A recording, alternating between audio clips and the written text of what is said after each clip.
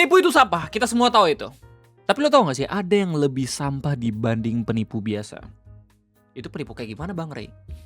Itu adalah seorang penipu yang menipu orang lain ketika mereka sedang dalam kesulitan. Ketika mereka sedang berusaha dan juga berjuang merangkak keluar dari masalah mereka. Ambillah contoh ketika orang sedang mencari kerja. Mereka lagi bersusah payah ya, tiba-tiba ada aja oknum-oknum yang mencari celah untuk menipu orang yang sedang berjuang tersebut dengan embel-embel agen pencari kerja lah. Ini bisa dimasukin ke kerjaan mana gitu. Orang-orang udah dapat false hope ya, udah berharap, tapi tiba-tiba akhirnya dibohongin cuman gara-gara mereka ingin menipu dan mencari keuntungan semata aja. Sedih gak sih kalau kayak gitu? Well, di video ngopi kesempatan kali ini gue bakal kasih lihat ke kalian semua sebuah cerita yang sangat amat wholesome dari Facebook, di mana para anak-anak Facebook itu pada bersatu untuk membantu orang lain yang sedang kena tipu. Di mana penipunya itu di spam secara nomor HP. Inilah cerita yang gue temukan dari grup keluh kesah lele berulah Fitri yang entah kenapa salah satu postingannya yang dikirim sama Winstreak itu masuk ke TL gue. Dan sepertinya beliau pun masih butuh bantuan kita karena lagi panik ditipu sama oknum. Selamat datang di Ngobrolin Persoalan Indonesia bersama gue, your favorite Uncle Om Ray. Bosan kalau misalnya ngomongin soal berita-berita pemerintah mulu gitu. Kali-kali kita bakal ceritain hal yang sangat amat wholesome. Gua temukan ini di Facebook ya, dimana ini sebenarnya nggak jarang lu bisa ngeliat postingan-postingan kayak gini kalau misalnya lu pergi ke grup yang tepat gitu ya. Tapi apa daya, Facebook ini udah gambaran besar Indonesia ya. Semua keanomalian itu muncul. Lu bisa nyari shitpost, lu bisa nyari makar, lu bisa nyari orang-orang yang jual beli apapun itu, sampai cerita-cerita yang interesting seperti ini. Jadi ini postingan dikirim tanggal 14 Juli 2026. Ya, dikirim sekali lagi gue kasih tahu sama Winstreak. Dia cerita dari grup keluh kesah lele berulah Fitri. Fitri bang, V2 sama V1-nya kemana? You don't wanna know. Sudah pasti gosong gitu. Ya Allah Le, gini amat ya. Niat mau nyari kerja malah kejebak. Le itu siapa bang? Le, Me. Ini yang meme itu bukan. Emang kalau misalnya apa orang-orang di grup keluh kesah ini bilangnya Lele. Jadi ceritanya gue ngelamar kerja ke salah satu PT. Nah yang gue lamar ini calo kayaknya atau apalah. Lu semua mungkin ada yang tahu ya kalau misalkan udah punya pengalaman nyari kerja dan emang sulit banget. Emang kalau misalnya nyari kerja tuh yang paling mudah dan juga aman buat kita adalah langsung cari job fair, terus cek dulu apakah bener-bener itu jobnya terafiliasi secara resmi gitu sama brand atau kagak gitu. Biasanya kalau misalnya gue waktu mau nyari kerja ya, nyari itu job fair karena gue nggak ada koneksi sama sekali. No lab. Tapi alhamdulillah gitu, meskipun gue cuman via job fair dapat beberapa offering gitu ya. Meskipun akhirnya gue tergiur sama AdSense YouTube. Apakah nyesal Bang Ray sampai sekarang? Nggak tahu ya. Amin. Cuman yang jelas gue sampai sekarang masih menikmati hidup dan coba untuk berusaha ya, lurus terhadap pilihan gue sendiri. Ya tapi nggak sedikit juga ada beberapa teman gue kalau misalnya nyari kerja dapat dari koneksi ya, bukan koneksi keluarga aja tapi koneksi dari teman yang udah pernah kerja, biasanya ditarik-tarikin tuh. Atau ya dari hal yang seperti ini, pakai agen, pakai calo gitu buat mempermudah. Nah masalahnya kalau misalnya si calo ini agak sedikit tricky, soalnya kemungkinan lu malahan dikerjainnya itu tinggi. Kalau bisa tau sih Bang Ray, kalau misalnya kemungkinan dikerjainnya tinggi, ya lu bisa lihat sendiri dari berbagai macam cerita orang-orang di internet ya. Diajakin ke ruko lah, diiming-imingin, oh ini bakal bisa kerja dalam waktu 3-6 bulan tapi lu harus bayar dulu segini. Konyol gitu. Kalau misalnya lu beneran pernah ikut job fair dan lu pernah ikut open recruitment, itu nggak ada duit sama sekali harusnya yang bisa lu keluarkan ya. Cukup ya duit untuk nyetak CV lah sama fotokopi jasa dan segala macem gitu. Lanjut ya. Nah gue ngelamar kerja ke salah satu PT, yang gue lamarnya kayaknya calo kayaknya atau apalah. Nah kan gue kirim ya lamarannya. Pertamanya suruh nunggu lah. Nggak berselang lama gue dicat lagi si calo atau apalah. Punya nomor yang belum terhubung dengan WA nggak? Kata si calo. Nah pas itu pas-pasan gue ada nomor yang belum terhubung dengan WA. Gue refleks lah ngejawab punya. Nah dia suruh kirim nomornya. Dengan gobloknya gue malah ngirim tanpa tahu konsekuensinya.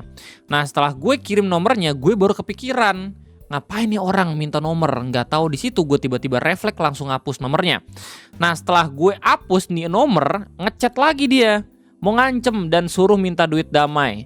Kalau kayak gitu bahaya nggak sih Le ngirim nomor sama berkas-berkas buat ngelamar kerja kayak KTP, KK, SKCK gitu. Soalnya gue juga masih tinggal sama ortu Le. Gue takutnya si nomor ini makin berkas-berkas gue buat yang aneh-aneh.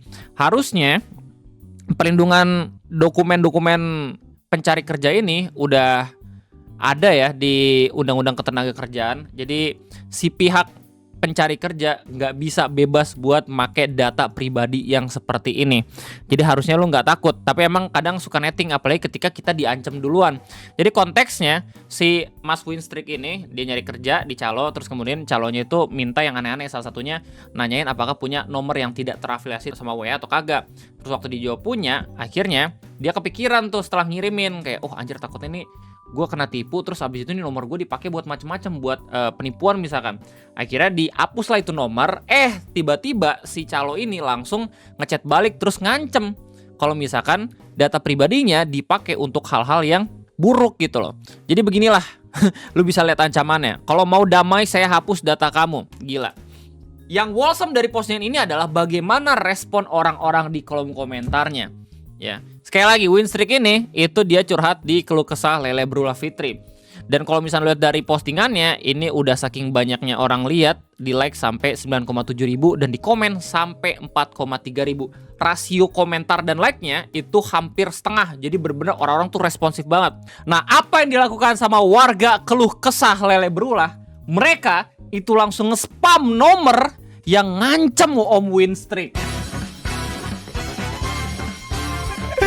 Sampai dikabarkan ya, nomornya udah kagak aktif lagi. Respect buat para anak-anak Facebook yang bersatu melawan penindasan, yang bersatu melawan penipuan. Sudah dikabarkan sama Bang Siap, abangku. Beliau bilang udah gak aktif WA-nya, beneran kena mental itu. Ya kalau bisa lihat dari beberapa komentar-komentar di bawah, bahkan mereka ada yang langsung laporin ya, ikut-ikutan nyerang itu nomor juga. Al Wijaksana dia langsung ngirim SMS.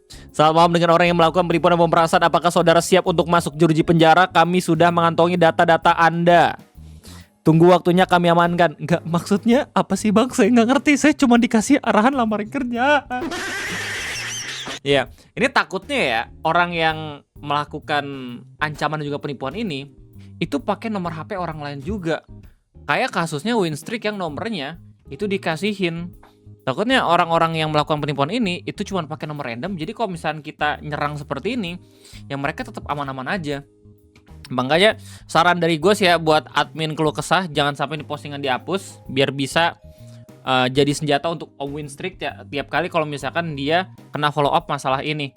Soalnya ya berpotensi juga bakal makin panjang gitu. Tapi semoga ya gara-gara direspon sama member keluh kesah ini, penipunya udah kapok gitu. Soalnya akhirnya mereka pun merasakan bagaimana diancam dan juga diteror sama warga keluh kesah. Afgan sepi. Blok, goblok. Udah diem aja, mau ngancem apa sih? Lu gak punya duit, nomor rek lu sini, gua kasih. Udah miskin, bego. Malu loh. Bapak lu gigolo, ayolah respon, jangan sok keras. Tol. Oke Om Pris, itu dia menenangkan Om Winstrik dengan bilang, aman aja bang, lagian data kita juga udah diperjualbelikan di Telegram.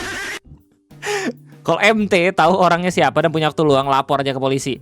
Kalau si pelaku mau gunain ke hal yang jahat juga nggak bisa sih, soalnya sekarang apa-apa harus verifikasi muka. Lanjut, Knowledge bilang, anak IT, tunjukkan kehebatan kalian, spam sampai dia trauma. Beneran anjir, ada yang langsung ngasih tahu ini alamatnya di mana, bla bla bla segala macem, data penduduk, jenis kelamin, usia, TLL, provinsi. Wow. Goks Winstrik, para lele makasih ya udah mau bantu gue. Gue bilang ini cerita awesome dari Facebook, man, gokil. Together we are strong. Asik. Biarin aja, data kita udah bocor, udah dari kapan tahun. Asal nggak ada foto selfie megang KTP SIM, aman. Gue pakai selfie loh. Ada lagi mana? Coba kita cek. Ya ban, Saipul Anwar. Langsung dicari get kontaknya. Laras. Kak Laras, kalau capek atau stres maki-maki penipu aja guys. Halo Pak, Bapak makan anjing. Bapak sekeluarga mirip anjing soalnya. Kata nenek Zul, kalau makan uang haram hasil nipu bisa jadi anjing Pak. Bapak mau jadi anjing apa? Anjing pitbull atau anjing kampung? Gila. Suka nih gua revenge story seperti ini ya. Area Solo guys. Gorgeous Puspo, Indigo SZ41, satu pas FJB Clover Casual Surakarta. Ini tagnya. Pemerasan mengancam data disebar. Anjay, udah ada 5 tag. Oh, lagi adminnya tidur. Bisa ikut kerja bang. Pakai KTP Patrick Star.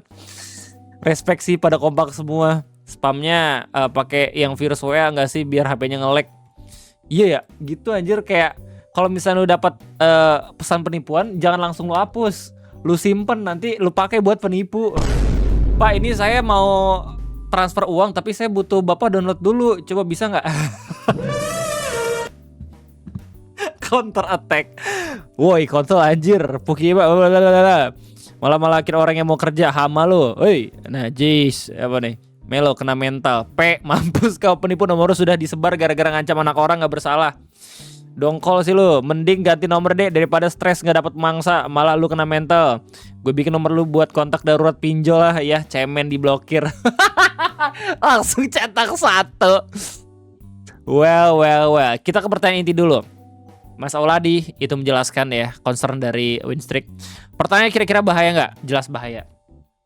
Karena data Anda bisa kena scam seperti rubbing data. Contoh pinjol dengan cara rubbing data pakai data Anda, tapi yang vermuk pelaku kejahatan tersebut. Dijadikan akun ojol dengan cara rubbing data seperti akun yang sudah PM, lalu memakai data Anda, tapi dengan vermuk pelaku. Ini contoh-contoh permasalahan ini ya, yang harusnya menjadi tanggung jawab dari salah satu kementerian di negara kita tercinta. Tapi entah kenapa, ya, yang sering kita dengar dari kinerja kementerian tersebut adalah memblokir akun meme. Kan sedih ya kayak gitu ya, padahal ada PR jelasnya loh yang seperti ini ya, yang mungkin kita sendiri tuh udah bener-bener mengalami struggle gara-gara itu semua ya, tapi secara solusi masih belum ada ya. Buat gue pribadi misalkan jadi content creator, di kolom komentar masih banyak tuh yang komen-komen judul ya nggak sih. Caranya gimana? Kita hapus-hapusin manual kan kentut ya pas we are paying taxes and orang-orang yang dipekerjakan menggunakan uang tersebut kayak do nothing gitu loh. Solusinya kalau bisa tarik pesan berikut dengan hapus media yang tersimpan, maka Anda beruntung. Kalau sudah tidak bisa, maka jalan satu-satunya screenshot dan upload dengan pasal pemerasan via elektronik UUD ITE pasal 29. Enggak sih, UU sih, enggak UUD ya. Enggak ada UUD ITE harusnya. Dengan hukuman maksimal 4 tahun penjara dan denda maksimal 750 juta. Dan yang harus digarisbawahi, kita tinggal di Kepulauan Solomon dengan peringkat 1 di ASEAN sebagai penegak hukum paling korup. Jadi siapkan beberapa lembar daun untuk meluluskan jalan ke Pulau Solomon tersebut. Lembek mental ngancem gak dibales. Woi, tukang ngancem. Dikirimin stiker silence man. Ya, kayaknya itu aja mungkin yang bisa gue sampaikan terkait cerita perjuangan anak-anak Facebook yang bersatu melawan penipu. Karena ada salah satu anggotanya dari grup keluh kesah, yaitu Bang Winstreak, yang curhat kalau misalkan dia kayak dizolimi. Anyway, gimana tanggapan kalian semua? Silahkan tulis di kolom komentar. This is the reason gue gak bisa cabut dari Facebook, karena banyak banget hal-hal yang sayang banget buat dilewatin. Dan ini mungkin alasan juga kenapa Om Ferry Irwandi bisa menjadi saksi agar melindungi para mimer dari hal-hal seperti timpa teks. Ya, anyway, kalau misalnya lu cek di Twitter, katanya ada akun parodi yang namanya The Kerupuk yang adminnya diciduk. Terus orang-orang masih penasaran sampai sekarang kenapa diciduk. Emang sih kalau misalnya lihat dari beberapa postingan terakhir agak sedikit nyerempet ya, agak sedikit berbahaya postingan-postingannya. Cuman beberapa akun-akun SafeNet dan segala macem itu ngelihat ada kesalahan dan anomali dalam penangkapannya gitu. Well, kayaknya itu aja mungkin bisa gue sampaikan terkait topik di video ngopi kesempatan kayak ini. Gimana tanggapannya? Silahkan tulis di kolom komentar. Gue rasa cukup sekian dari gue. Sampai jumpa lagi nanti di next video ngopi. Gue undur diri. Bye-bye.